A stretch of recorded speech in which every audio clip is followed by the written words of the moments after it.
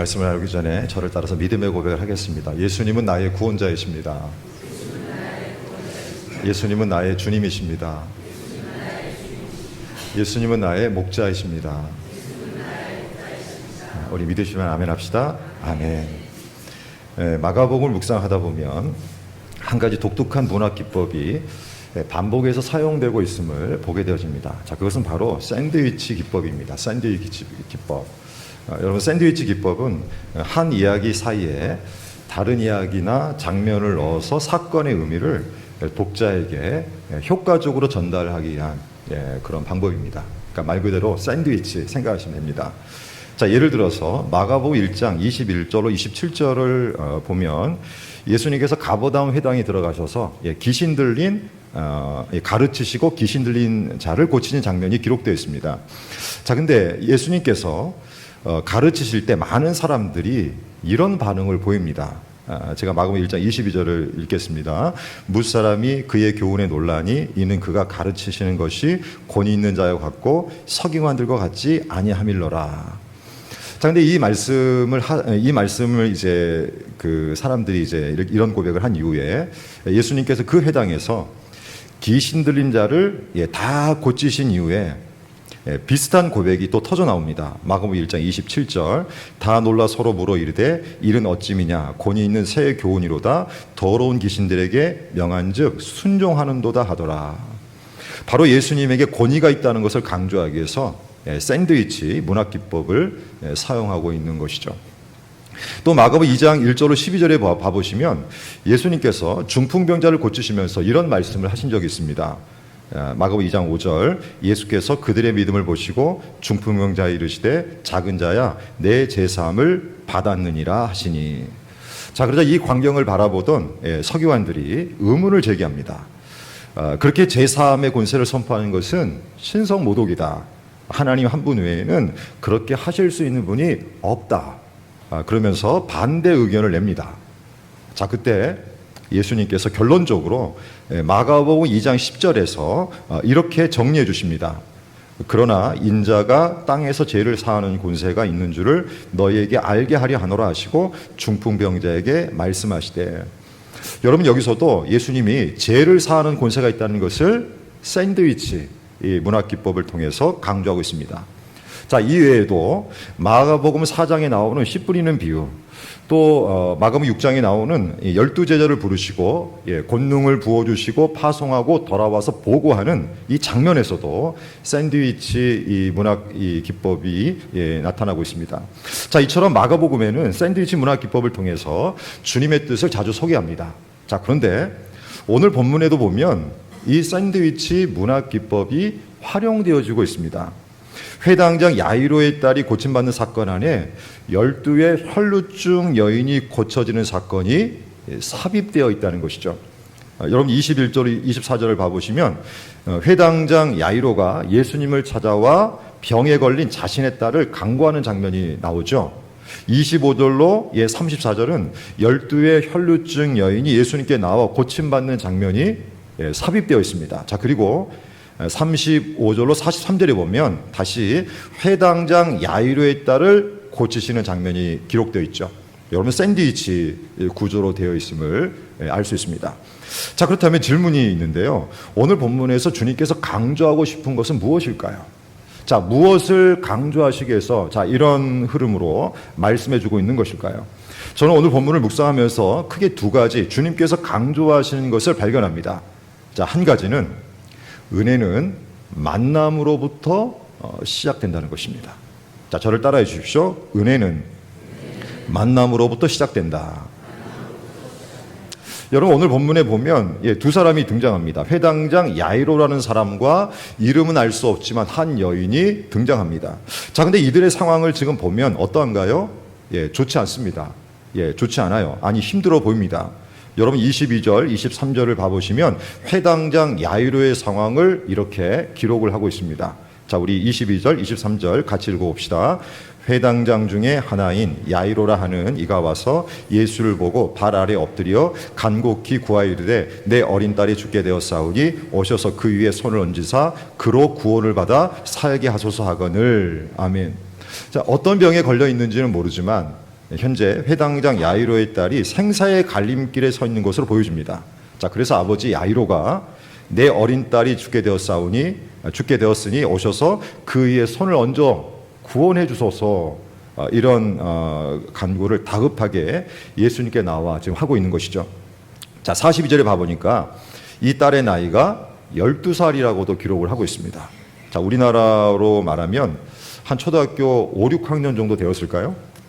여러분, 세상에서 자녀가 아픈 것보다 부모에게 힘든 일은 없습니다. 자녀가 아픈 것보다 부모에게 힘든 일이 없죠. 저도 그런 경험이 있는데요. 저희 딸이 12살쯤 되었을 때 박테리아에 감염돼서 오른쪽 눈 실명 진단을 받고 힘든 시간을 보낸 적이 있습니다. 여러분, 지금도 그때를 생각해 보면 진짜 마음이 힘들었던 그런 기억이 납니다. 그러니까 12살 됐을 때 수련을 갔다 와서 눈이 붓기 시작했는데 동네 병원에 가보니까 벌레에 물렸다고 항생제를 주더라고요. 그런데 며칠을 먹어도 차도가 없고 눈이 계속해서 붓다가 왼쪽으로도 이게 이제 전염이 되는 거예요. 자, 근데 문제는 눈동자가 움직이지 않았습니다. 그래서 다시 의사에게 달려갔을 때 의사가 그때서야 다급하게 큰 병원으로 가라고 말을 하는 거예요. 그래서 큰 병원 2군데를 거쳐서 검사를 했더니요, 박테리아에 감염돼서 눈이 실명된다는 진단을 받았습니다. 그리고 급하게 이제 이 얼굴 안쪽에 있는 박테리아를 다 제거하는 수술을 받았어요. 자, 그런데도 당시 눈동자가 움직이지 않고 앞이 보이지 않는 상태에서 병원에 누워 있는 그런 상황에 있었습니다. 근데 그때 이제 그 딸을 바라볼 때 너무 힘들더라고요. 다행히 항생제를 잘 찾아서 극적으로 주님의 은혜 가운데 회복하긴 했지만 지금도 그때를 생각해 보면 참 마음이 아팠던 그런 기억이 떠오릅니다. 여러분, 자녀가 아픈 것보다 힘든 것은 없습니다. 그러니 생사의 갈림길에 있는 딸을 바라보는 아버지 야이로의 마음은 어떠했겠습니까? 정말 간절하고 다급했을 것입니다. 또 오늘 보면 25절, 26절에 봐보시면 예수님께 나온 이 여인의 상황에 대해서도 설명을 해주십니다. 자, 우리 25절, 26절 또 같이 읽어봅시다.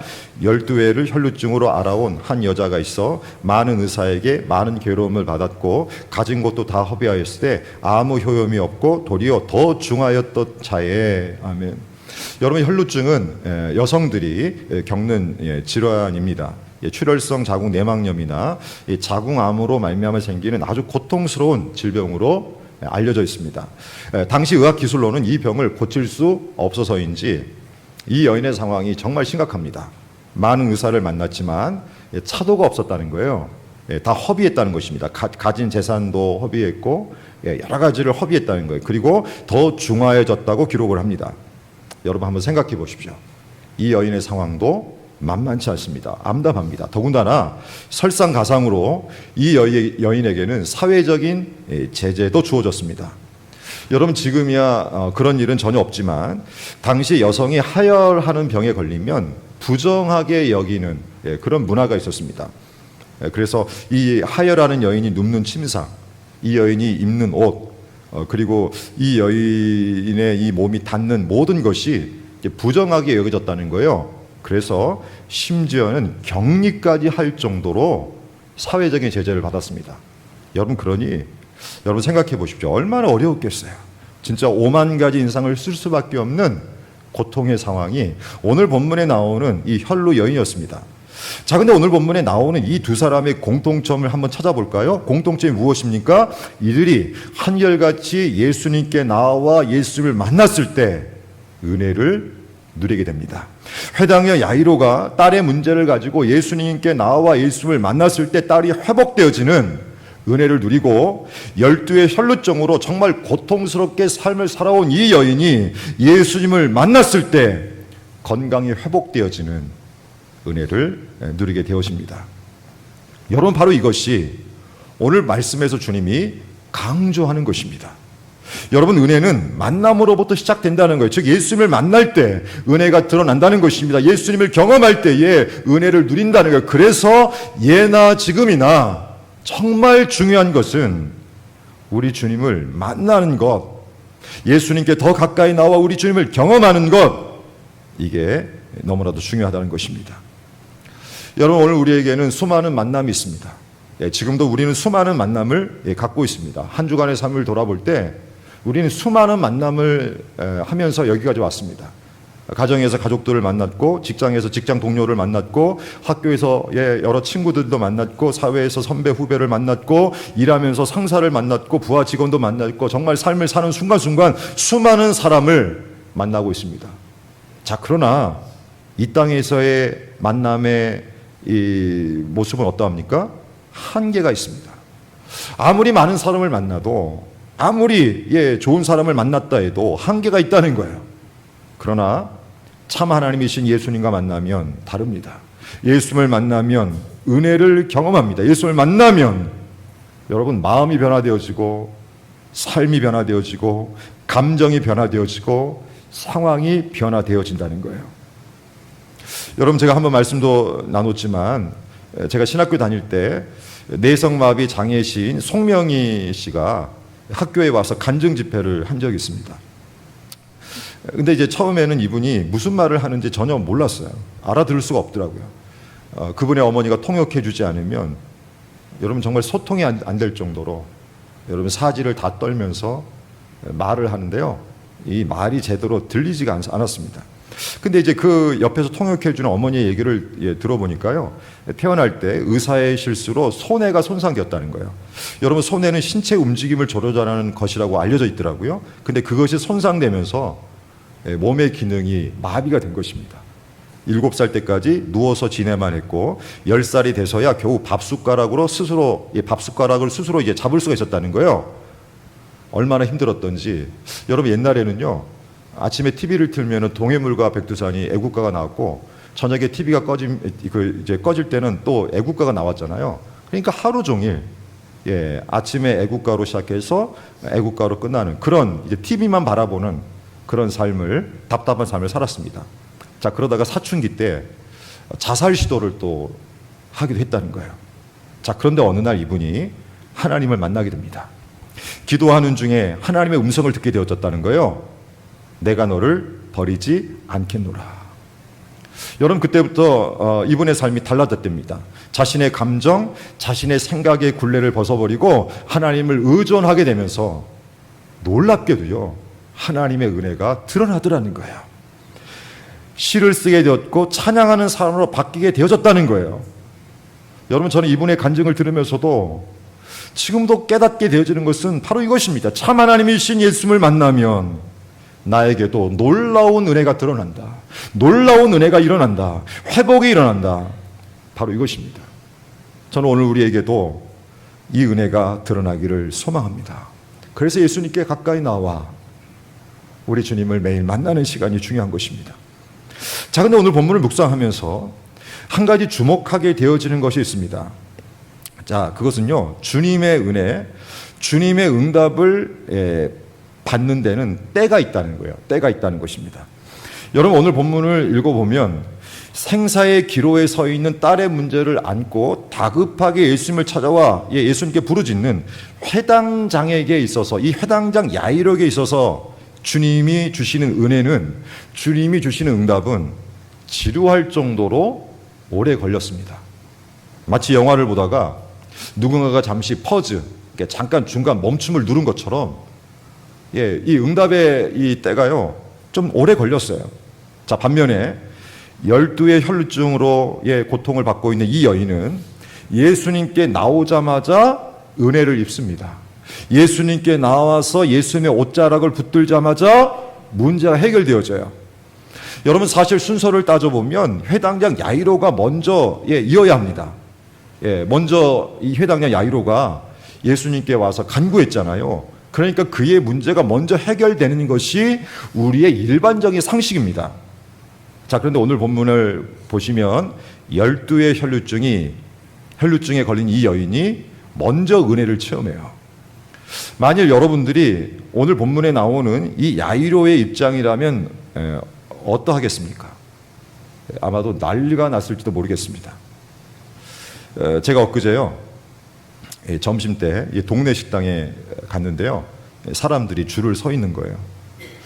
그리고 번호표를 이제 뽑더라고요. 번호표를 뽑고 기다리는데 늦게 온 사람이 먼저 들어가더라고요. 순간 기분이 묘했습니다. 물론 이제 숫자 때문에 그랬던 것 같아요. 숫자 때문에. 그러니까 자리가 이제 뭐 여러 자리가 있잖아요. 뭐 2사람 앉는 자리, 뭐 4사람 앉는 자리, 뭐 6사람 좀 앉는 자리 막 있는데 이제 거기에 맞춰서 그렇게 했던 것 같긴 한데, 근데 저는 기다리고 있는데요. 아니, 방금 온 사람이 먼저 들어가는 거예요. 여러분, 순간 기분이 묘해지더라고요. 여러분, 오늘 우리에게는 이런 마음이 있습니다. 순서가 조금이라도 바뀌면 마음이 불편해진다는 것이죠. 아니, 어떻게 이럴 수가 있지? 예수님께 먼저 나와 간구한 사람이 응답을, 은혜를 먼저 받아야 되는 거 아니야? 나는 신앙생활 한 지도 오래되었고 어느 누구보다도 열심히 예배드리고 있고 기도도 하고 있고 헌신도 하는데 주님의 응답은 지연되어지고, 누구는 신앙생활 한 지 얼마 되지도 않았는데 예배도 열심히 드리지 않는 것 같은데, 아니, 저 사람은 기도만 하면 응답되고. 여러분, 우리가 표현하지 않아서 그렇죠. 우리 안에는 이런 불편함이 있습니다. 이런 불편함이 있어요. 아마 오늘 여러분 중에, 예배 자리에 오신 여러분 중에도 오늘 이런 마음으로 여기 앉아 계신 분이 있을지도 모르겠습니다. 자, 그러나 여러분, 오늘 우리가 생각해야 할 것은 이것입니다. 여러분, 땅의 관점으로 우리 하나님을 생각해서 안 된다는 거예요. 내 생각으로 하나님을 판단해서도 안 된다는 거예요. 왜냐하면 주권이 우리에게 있지 않기 때문에. 주권은 하나님께 있기 때문에. 응답의 때를 정하는 주체가 우리가 아니라 하나님이시기 때문에 그렇다는 거예요. 그래서 불평하거나 원망해서는 안 됩니다.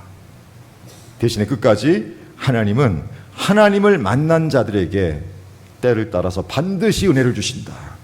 하나님이 보실 때 가장 좋은 때에 가장 합당한 방법으로 하나님은 은혜를 드러내 주신다. 이 소망을 가져야 합니다. 여러분, 우리 주님은 이렇게 약속하셨어요. 신명기 11장 14절 다 함께 같이 읽어봅시다. 여호와께서 너희의 땅에 이른 비 늦은 비를 적당한 때에 내리시니 너희가 곡식과 포도주와 기름을 얻을 것이요. 아멘. 자, 적당한 때에 비를 주시겠다는 거예요. 여러분, 제가 예전에 신방 가면서 기독교 방송을 듣는데요. 어떤 분의 사연을 이제 진행자가 읽어주더라고요. 근데 그 내용이 제가 한 20년 전에 들었던 이 내용인데요. 아주 여전히 기억납니다. 자, 어떤 분이 어느 날 하나님께 천일 작정 새벽 기도를 작정하고요. 기도를 시작했습니다. 여러분, 1000일 정도면 3년이 조금 못 되더라고요. 근데 이제 여러분 생각해 보십시오. 1000일 작전 기도를 할 때 중간에 힘든 시간도 있었을 거 아니겠어요? 그죠? 중간에 힘든 적도 분명히 있었을 것입니다. 그렇지만 참고 인내하면서 하루도 빠지지 않고 기도를 계속했답니다. 990일쯤 되었을 때 마음이 그렇게 뛰더라는 거예요. 아, 이제 10일만 하면 1000일 작전 기도가 끝난다. 뭔가 이제 역사가 있겠지. 999일이 됐습니다. 정말 기대가 되더라는 거예요. 내일이면 1000일이다. 그래, 하나님께서 은혜를 주실 거야. 자, 드디어 1000일 작정 새벽 기도가 끝났습니다. 자, 그런데 1000일 작정 새벽 기도가 끝났는데도 아무런 응답이 보이지 않더라는 거예요. 그래서요, 이분이 실망했답니다. 마음이 더 다운됐다는 거예요. 자, 그리고 이제 그 다운되고 실망된 모습으로 삶을 사는데 어느 날 이런 생각이 스쳐가더라는 거예요. 무응답도 하나님의 응답이지. 생각해 보니까 응답되지 않은 것 자체가 하나님의 은혜로 여겨졌던 거예요. 그러면서 이분이 사연을 이제 맺으면서요, 하나님은 응답을 주시지 않은 것이 아니라 이미 나에게 응답을 주셨습니다. 은혜를 주셨습니다. 그리고 감사하는 그런 고백을 하시더라고요. 혹시 주님의 응답이 다른 사람보다 늦은 것 같아서 불편한 마음으로 오늘을 사시는 분이 있습니까? 자, 오늘 그 마음은 다 내려놓고요. 옆 사람 바라봤던 눈도 다 내려놓고요. 우리 하나님만 간절히 끝까지 바라보는 우리 모두가 되어지기를 주님의 이름으로 축복합니다. 자, 또 한 가지, 오늘 본문에서 이 샌드위치 기법을 통해서 주님이 강조하시는 또 한 가지는요, 믿음입니다. 믿음. 바로 믿음을 통해서 은혜를 누린다는 거예요. 자, 여러분 34절을 봐보시면 예수님이 혈루 여인에게 이렇게 말씀하십니다. 자, 34절 같이 읽어봅시다. 예수께서 이르시되 딸아 내 믿음이 너를 구원하였으니 평안히 가라. 내 병에서 놓여 건강할지어다. 아멘. 자, 또 36절에 봐보시면 예수님께서 회당장 야이로에게 이렇게 말씀하시죠. 우리 36절 같이 읽어봅시다.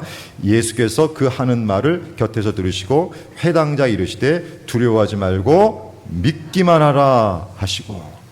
자, 여러분, 자, 공통적인 단어가 나옵니다. 믿음이라는 단어가 나오죠. 예수님은 혈루 여인에게 내 믿음이 너를 구원하였다 이렇게 말씀하셨고요. 회당장 야이로에는 믿기만 하라 이렇게 말씀하십니다. 자, 그렇다면 여러분 질문이 있는데요. 예수님이 보시는 믿음이 뭐길래 주님은 지금 믿음을 요청하고 있는 것일까요? 예수님이 보시는 믿음은 뭘까요? 자, 먼저 오늘 본문 27절, 28절에 나오는 혈루 여인의 모습을 보면서 예수님이 보시는 믿음, 이 믿음이 무엇인지를 한번 찾아보길 원합니다. 자, 우리 27절, 28절 다 함께 같이 다시 읽어봅시다. 예수의 소문을 듣고 무리 가운데 끼어 뒤로 와서 그의 손을 대니 이는 내가 그의 옷에만 손을 대어도 구원을 받으리라 생각함일러라. 아멘.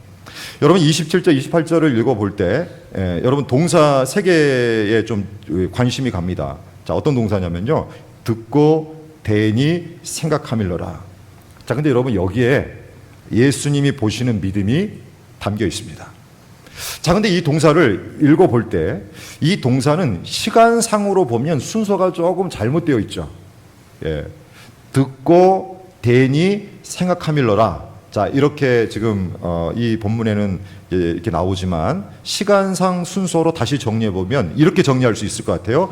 듣고 생각함일러라 대니. 자, 듣고 생각했고 되었다는 거예요. 자, 먼저 듣고 12년 동안 혈루증으로 고생한 이 여인에게 제일 먼저 예수의 소문이 들려왔습니다. 이 여인이 예수의 소문을 들었어요. 자, 어떤 소문을 들었을까요? 아마도 이런 소문을 들었을 것입니다. 예수님은 어떤 아픔을 가지고 있든 불쌍히 여겨주시고 공감해 주시는 분이시래. 예수님은 상처를 치유해 주시고 마음을 위로해 주시는 분이시래.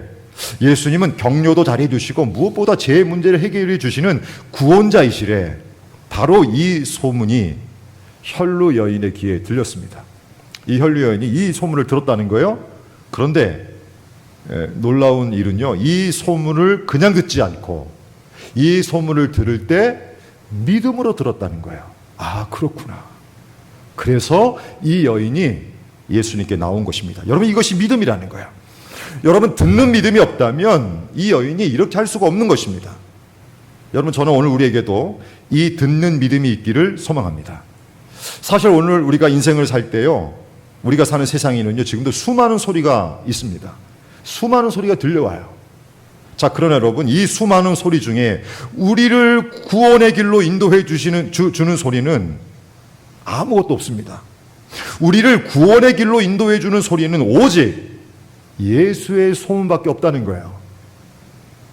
예수의 소문밖에 없다는 거예요. 그래서 예수의 소문을 들어야 합니다. 예수의 소문을 들을 때마다 우리가 믿어야 한다는 거예요. 염려가 아무리 거세도 근심이 아무리 거칠어도 예수의 소문, 좋은 소식, 굿뉴스, 복음이 우리의 귀에 들려지면 이길 수 있다는 것입니다. 삶의 문제가 아무리 나를 지금 짓누르고 있다 할지라도 내 귀에 예수의 소문, 굿뉴스, 좋은 소식, 복음이 들려지면 기대감으로 오늘을 산다는 거예요. 어떤 성도님이 최근에 저에게 이런 고백을 하셨어요. 목사님, 마음이 다운될 때가 많은데 주님의 말씀을 들으면 다시 힘이 납니다. 자, 사랑하는 여러분, 자, 그래서 진짜 중요한 믿음이 듣는 믿음입니다. 듣는 믿음. 자, 두 번째, 생각함일러라. 여러분, 생각은 참 중요합니다. 어떤 생각을 하느냐에 따라 행동이 달라지기 때문에 그런 것이죠. 신라곤의 저자인 존 밀턴이라는 분이 이런 말을 한 적이 있는데요. 생각은 자신만의 공간이 있는데 그것은 지옥 속에서도 천국을 만들 수 있고 천국 속에서도 지옥을 만들 수 있다. 여러분, 생각이 얼마나 중요한지에 대한 비유적인 설명이죠. 참 공감이 갑니다. 오늘 예배 자리에 오신 여러분들은 지금 어떤 생각을 하고 계신가요? 오늘 예수님의 소문을 듣고 예수님께 나온 이 혈류 여인의 생각은 바로 이것이었습니다. 우리 28절 함께 큰 소리 읽어봅시다. 이는 내가 그의 옷에만 손을 대어도 구원을 받으리라 생각함일러라. 자, 여러분 성경을 봐보시고 이 앞에만 보지 마시고 다시 한번 읽어봅시다. 시작. 이는 내가 그의 옷에만 손을 대어도 구원을 받으리라 생각함이로라. 아멘. 그의 옷에만 손을 대어도 구원을 받겠다라고 하는 생각. 여러분 이 생각은 푸념이 아닙니다. 탄식이 아니에요. 단순한 희망이 아닙니다. 믿음이에요. 이 여인의 생각 안에는 믿음의 기대감이 강하게 드러나고 있다는 거예요. 바로 이 믿음의 생각이 혈루 여인을 예수님께로 움직이게 한 것입니다. 예수님께로 행동을 하게 한 거예요.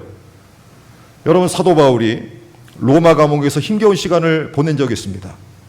근데 여러분 사도 바울이 로마 감옥에서 힘겨운 시간을 보낼 때 그의 마음은 어땠을까 보니까요, 그의 마음 안에는 기쁨이 있었더라고요. 그래서일까요? 그가 옥중에서 쓴 빌립보서를 읽어보면 반복해서 나오는 표현이 기뻐하라, 주 안에서 기뻐하라, 이런 표현이 나옵니다. 상황만 보면 기뻐할 수 없는 환경이에요. 자, 그런데도 바울은 기뻐하라고 선포합니다. 이것이 어떻게 가능했을까요? 바울 안에도요 믿음의 생각이 있었어요. 자, 그 생각을 빌립보서 4장 13절에 이렇게 기록을 합니다. 자, 우리가 많이 암송하는 구절인데요, 함께 읽어봅시다. 내게 능력 주시는 자 안에서 내가 모든 것을 할 수 있느니라. 아멘. 여러분 믿음의 생각이 삶을 바꿉니다. 자, 세 번째, 대니. 여러분 믿음은 행동할 때 빛이 납니다. 만일 혈루 여인이 예수의 소문만을 듣고 생각만 했다면 어떻게 됐을까요? 결코 은혜를 누리지 못했을 것입니다. 27절, 29절을 다시 봐보시면 혈루 여인은 예수님의 소문을 듣고요 생각을 하면서 움직입니다. 행동합니다. 예수님께 나와 예수님의 옷에 손을 댑니다. 그러자 은혜가 드러나죠. 자, 우리 27절 함께 읽어봅시다. 예수의 소문을 듣고 무리 가운데 끼어 뒤로 와서 그의 옷에 손을 대니. 아멘. 29절 읽어봅시다. 이에 그의 혈루 근원이 곧 마름에 병이 나온 줄을 몸에 깨달으니라. 아멘. 자, 그리고 30절에서 예수님이 이런 말씀도 하십니다. 같이 읽어봅시다. 예수께서 그 능력이 자기에게서 나간 줄 곧 스스로 아시고 무리 가운데서 돌이켜 말씀하시되 누가 내 옷에 손을 대었느냐 하시니. 아멘. 자, 사랑하는 성도 여러분, 믿음은 행동입니다. 믿음은 행동이에요. 믿음으로 예수님의 옷자락에 손을 댈 때 은혜가 드러나는 거예요. 믿음으로 예수님께 나와 예수님의 옷자락에 손을 댈 때 역사가 드러나는 것입니다. 자, 오늘 은혜 입기를 원하십니까? 믿음으로 예수님의 옷에 손을 대봅시다. 믿음으로 예수님의 옷자락을 만져봅시다. 여러분 코로나 이후에 교회들마다 온라인 방송을 계속 지금 하고 있습니다. 자, 그래서인지 구독자들이 늘었어요. 코로나 전보다 구독자들이 많이 늘었습니다. 감사한 일이죠. 그러니까 온라인을 통해서도 예배를 드리고 말씀을 듣는 일이 있기 때문에 되게 감사한 일이에요. 자, 그러나 현장 예배 숫자는 여전히 예전보다도 못하다는 소리가 들려옵니다. 여러분 제가 지난 휴가 때 부산에 있는 모 교회 가서 예배를 드렸거든요. 그러니까 코로나 전에 예전에 한번 가봤는데요, 그때 진짜 많이 모이더라고요. 그래서 제가 이번에 휴가 때 부산에 있는 예전에 가본 이 교회가 생각나서 예배를 드렸는데요, 예전만큼 숫자가 모이지 않는 것 같더라고요. 예배를 드리는데요, 빈자리가 여전히 많이 보이는 거예요. 여러분 은혜는 예수님께 나와 예수님의 옷에 손을 댈 때 누리게 되어집니다. 자, 믿음으로 행동할 때, 즉 믿음으로 예배 자리에 나와 예수님의 옷자락에 손을 댈 때, 믿음으로 기도의 자리에 나와 예수님의 옷자락에 손을 댈 때 주님이 주시는 은혜를 누린다는 거예요. 여러분 저는 그래서 여러분들에게 오늘 주님의 마음으로 이런 권면을 하고 싶습니다. 믿음으로 예배의 자리에 열심히 나오십시오. 믿음으로 기도의 자리에 최선을 다해 나오십시오. 그리고 그냥 멀뚱멀뚱 그냥 그렇게 바라만 보다가 그냥 돌아가시는 것이 아니라 진짜 오늘 이 본문에 나오는 이 여인처럼 믿음으로 예수님의 옷자락을 붙들어 봅시다. 보십시오. 그러면 오늘 우리에게도 하나님의 은혜가 드러나게 될 줄 믿습니다. 자, 근데 저는 오늘 본문을 보면서 주님께서 주목하시는 또 한 가지 믿음의 마음이 갑니다. 자, 그것은 바로 인내의 믿음이에요. 인내의 믿음. 여러분, 주님은 오늘 보면 회당장 야이로에게 이렇게 말씀하십니다. 36절을 봐보시면 두려워하지 말고 믿기만 하라. 두려워하지 말고 믿기만 하라. 자, 그러나 여러분, 이 말씀을 듣는 야이로의 상황은요, 처음보다도 더 안 좋아졌어요. 처음 예수님께 나올 때보다도 상황이 더 안 좋아졌습니다. 35절에 봐보시면 회당장 야이로의 딸이 죽었다는 소식이 들려옵니다. 자, 그런데도 주님이 무엇을 요청하십니까? 믿음을 요청하십니다. 두려워하지 말고 믿기만 하라. 만약 여러분들이 지금 이 해당장 야이로의 상황에 있었다면 어떻게 할 것 같으세요? 또 난리가 났을 것입니다. 아니, 어떻게 그럴 수가 있습니까? 분노가 폭발했을지도 몰라요. 자, 그러나 오늘 본문에 나오는 회당장 야이로는 이상하게도 원망하지 않습니다. 불평하지도 않아요. 의심도 보이지 않습니다. 야이로는 그저 기다립니다. 주님의 말씀대로 두려워하지 말고 믿기만 하라, 이 말씀 그대로 믿고 기다립니다. 한마디로 인내를 하고 있어요. 인내. 자, 그랬을 때 주님이 어떻게 하십니까? 이렇게 역사하시더라고요.